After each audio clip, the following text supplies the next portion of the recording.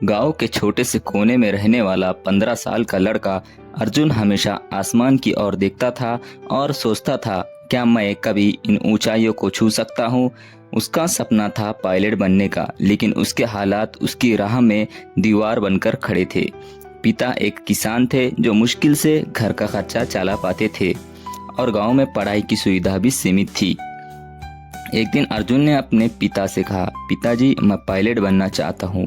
पिताजी ने उसकी आंखों में चमक देखी, लेकिन बेजिल आवाज में बोले, बेटा हमारे पास इतने पैसे नहीं हैं कि हम तुम्हें शहर भेज सके।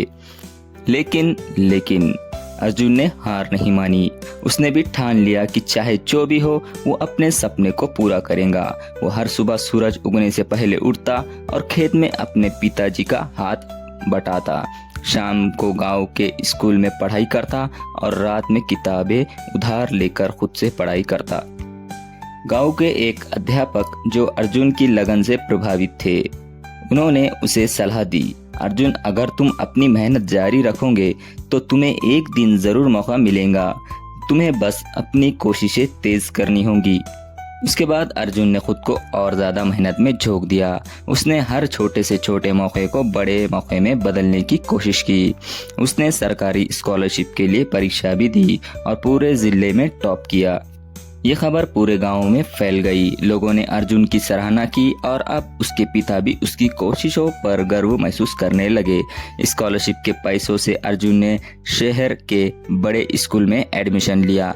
उसने दिन रात मेहनत की और आखिरकार उसे देश के सबसे बड़े एविएशन कॉलेज में दाखिला मिल गया। सालों की कड़ी मेहनत के बाद एक दिन ऐसा भी आया जब अर्जुन ने एक बड़े हवाई जहाज का पायलट बन गया। जब उसने पहली बार अपने गांव के ऊपर से विमान उड़ाया तो पूरे गांव के लोग गर्व से आसमान की ओर देख रहे थे।